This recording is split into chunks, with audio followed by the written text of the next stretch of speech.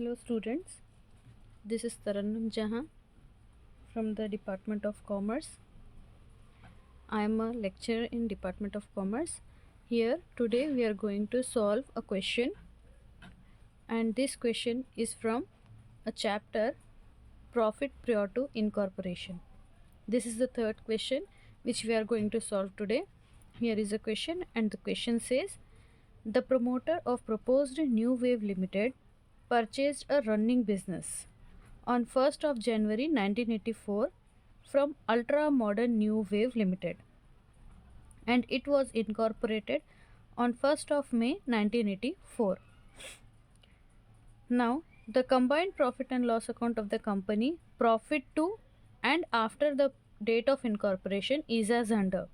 Here are the items given, that is combined for the pre and post incorporation period, which we have to allocate in the pre and post incorporation period. Here it is rent, insurance and salaries. This comes under employees benefit expenses and will be allocated on the time basis, as we give the salaries on monthly basis, we pay insurance on monthly basis, and we pay the rent also on the monthly basis. Next, director setting fees.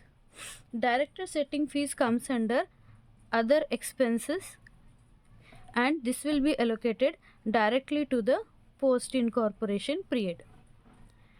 Then we have preliminary expenses. This will also be posted under a head other expenses and will be charged on post incorporation period. Next, we have carriage, outward and selling expenses. Again, this comes under other expenses head and will be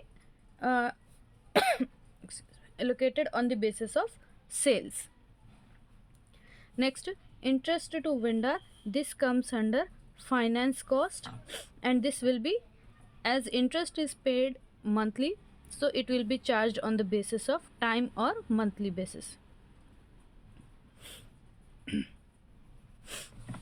Here on the credit side we have gross profit.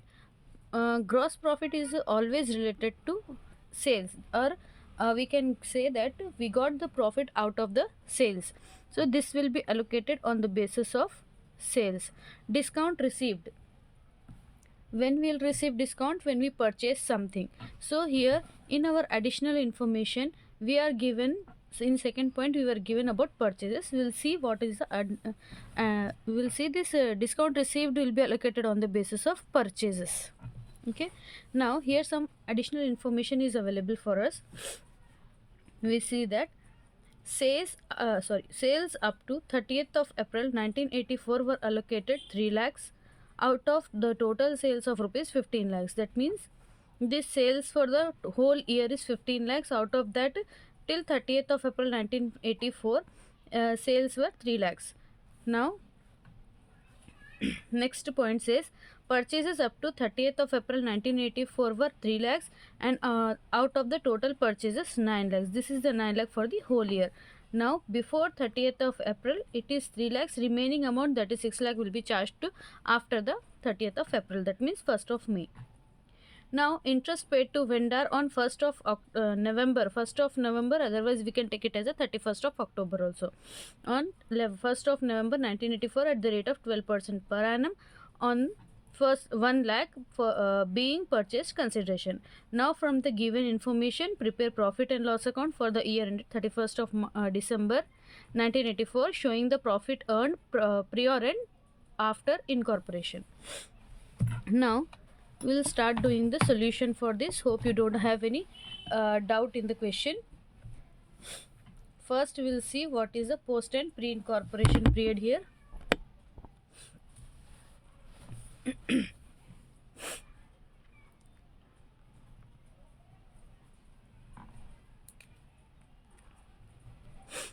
Here year starting is, in the question it is given they have purchased New Wave Limited purchased a running business on 1st of January 1984. That means starting of the year is 1st of Jan 1984. And the incorporation date, next you will be writing incorporation date. When the incorporation took place, here it says that it was incorporated on 1st of May 1984. 1st of May 1984. Then end of the year is given here, that year ending is given by 31st of December 1984. We can say that this period before incorporation is called as a pre-incorporation period, and this period after incorporation will be called as a post-incorporation period. When we will calculate, we have 4 months here: Jan, Feb, March, April. So these are the 4 months which belongs to the pre-incorporation period, and then May, June, July, August, September, October, November, December. So this 8 months belongs to post incorporation period. Here we can calculate the time ratio based on this. We can say it is 4:8. If we simplify it again, it will comes to 1:2. Next comes the sales ratio. We need to calculate only these two ratios unless we get some weighted. So while talking about sales ratio, it is given in our question that sales up to 30th of April. 30th of April means 1st of May. It is just the same date, and we can say that till 30th of April, or for the pre-incorporation period, the sales are 3 lakhs is to for last 8 months, or for post incorporation period, 3 lakhs minus 15 lakhs will get here 12 lakhs. Cancelling of all the zeros, 3 ones are 3, 3 fours are 12. So in a simplified way, we can say that sales ratio is 1:4 and time ratio is 1:2. Now we'll see here, we'll start writing our P&L statement.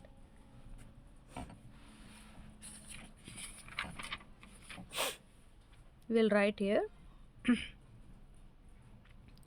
statement of profit and loss of the company name is New Wave Limited. New Wave Limited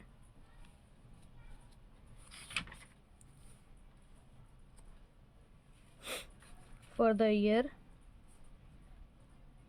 ended 1984. Okay, now here are the columns what we need to prepare: serial number, particulars, basis on which base we are allocating the expenses or incomes in between the pre and post incorporation period. Pre incorporation period, post incorporation period. Now we'll start writing the P&L account. We'll first draw the pro forma. Here first item in the P&L account is revenue from operations. Second, we have other incomes. When we add these two, income or revenue, we'll get here total revenue. When you reach the total revenue, what you need to do is we need to see what are the expenses we incurred in our business. Under the heading of the expenses, we will get here cost of material consumed. Next, we are having purchase of stock in trade. Next, we have changes in inventories. Next, we have employees benefit expenses. Then finance cost. Then depreciation and amortization expenses. Next we have other expenses. These are the categories which includes the various expenses. After that we will be getting our total expenses. After that we'll get a net profit or loss after deducting total expenses from the total revenue. Okay. Here next we will allocate here everything. When we see our question revenue from operation, we got a gross profit, so we will be writing here working notes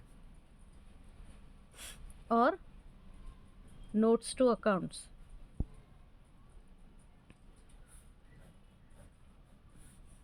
The first item that will allocate here is gross profit. Gross profit will be divided on the basis of sales. Here our sales ratio is 1:4. So total gross profit is 1,50,000 into 1 by 5. 1,50,000 into 1 by 5 will get here 30,000 for the pre-incorporation period, then 1,50,000 into 4 by 5 will get here 1,20,000. Okay, we don't have any other income from operation, so we'll be writing this revenue from operation was allocated on the basis of sales, divided on the basis of sales. So pre-incorporation period gross profit is 30,000, post-incorporation is 1,20,000. Next, discount received. Second item, discount received is allocated on the basis of purchases. Here in our question purchases are given. For pre-incorporation period,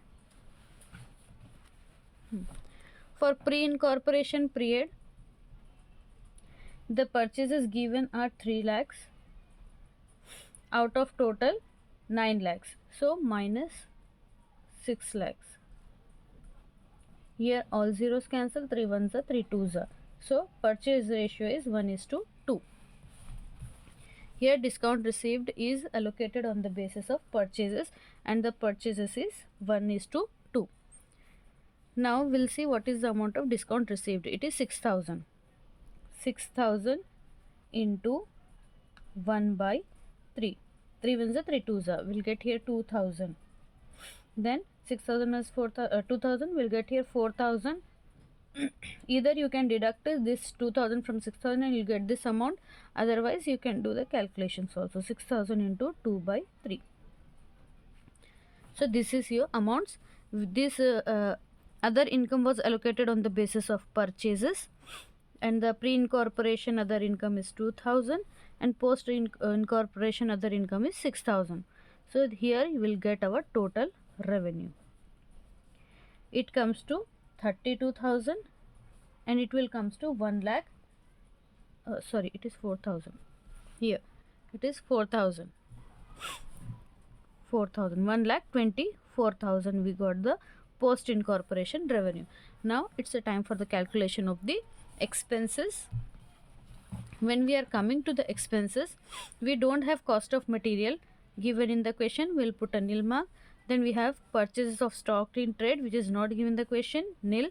We don't have any changes in the inventories, again we'll put a nil mark. Then we'll be having employees benefit expenses, that is our salaries. Third, salaries. Again salaries are allocated on the basis of time.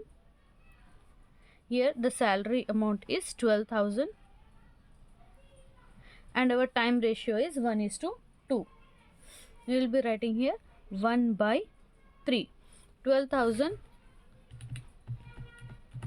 into 1 divided by 3 will get here 4,000 salary for the pre-incorporation period. Then this 12,000 into 2 by 3 you will get here 8,000, that is for the post incorporation period. We don't have any other financial cost item, so directly we'll post this amount here. This was allocated on the basis of time, and the pre-incorporation employees benefit expenses 4,000, and post-incorporation employees benefit expenses is 8,000. Sorry. Then comes the finance cost. Under this finance cost, again we are having only one item, that is interest paid to vendor. Interest paid to vendor. Now in third point it is given that interest paid to vendor on 1st of November 1984 at the rate of 12 per month. कहाँ तक दिया हुआ है? Only till the month of October. It is given till only the month of October. So from Jan to October, that means only for 10 months we need to calculate the interest on vendor, which is already given 10,000. How this 10,000 came, we will see here. It says that interest to vendor on 1st of November 1984 at the rate of 12% per annum on 1 lakh rupees. So on this 1 lakh rupees, we are charging 12% interest per annum. Per annum is equals to 1 lakh into 12%. We got here 12,000. This is for the whole 12 months. When we see it for a monthly basis, when we see it on a monthly basis, it will come as a 1,000 per month. So what we need to do, we need to take only for the 10 months. So 1,000 per month means 10,000 for 10 months. Okay, this is the 10,000 which we have to pay interest to vendor. Now after this now we'll charge this interest to vendor on the time basis. For the pre-incorporation period, we have only 4 months. Here only 4 months. So for 4 months 1,000 rupees means for pre-incorporation period finance cost is 4,000. Then it is for from Jan to April. Jan, Feb, March, April. For 4 months it is 4,000, and after that from May, June, July, August, September, October. It is set till only October. So 1, 2, 3, 4, 5, 6. It is for 6 months at the rate of 1,000 per month comes to 6,000 in the post incorporation period instead of 8,000. Okay, it is for only 6 months. So we have 1,000 rupees per month come as a, for 6 months 1,000 rupees. It will come as a 6,000 in the post incorporation period. We don't have any other finance cost, so we'll write this here. Again it was allocated on the basis of time, or we can write it on monthly basis. Pre-incorporation period finance cost is 4,000, post-incorporation period finance cost is 6,000. Next comes the depreciation and amortization expenses. We don't have any depreciation and amortization, we'll put up here nil. Next comes the next heading, that is other expenses. Here we have many items in other expenses. First we'll see here is the directors sitting fees. Here directors fees will be charged directly to the post incorporation, and the fees is 3,600. Now after that we have preliminary expenses. Preliminary expenses again will charge directly to the post incorporation, and it is 4,900.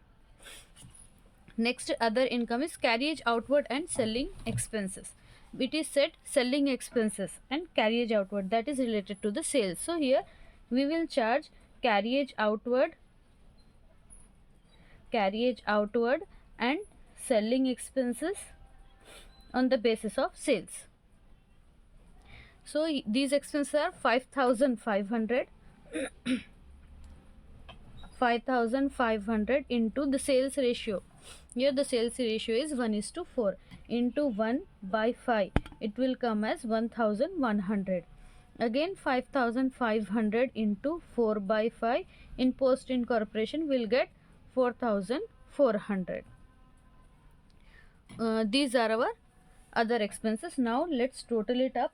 We'll get here 1100 in pre-incorporation other expenses. Then in the post incorporation we'll get 3600 plus 4900 plus 4400. Total comes to 12900 for the other expenses. Here we'll be writing pre-incorporation we got 1100 and post incorporation we have got here 12900. Now we will total the whole expenses. Total expenses 4 plus 4 8000 plus 1100 will get here 9100 expense for pre-incorporation period. When we are adding the post incorporation 8000 plus 6000 plus 12900, we are getting here the total expenses as 26900. Here our pre-incorporation revenue is 32,000 and the expenses are 9,100. That means we have spent less than our revenue. Our revenue is more, we have spent less. So we'll get a profit here. We'll get a profit. Total revenue minus total expenses. We got here a profit of 32,000 minus 9,100. We got a profit of 22,900 for the period of pre-incorporation. Now for the post incorporation 1,24,000 minus for the post incorporation 1,24,000 minus 26,900. We got here a profit of 97,100. This is our net profit for the period of pre-incorporation and for the period of post incorporation. Hope you don't have any doubt in this question and the solution. If you have any doubt, you can leave your comments down in the comment box, or you can raise your queries in a Google Classroom. I'll be available for clearing your doubts. Thank you very much. Stay safe, stay healthy, and do like, share and subscribe to my channel. So we'll meet again in the next video with some other solution. Thank you very much.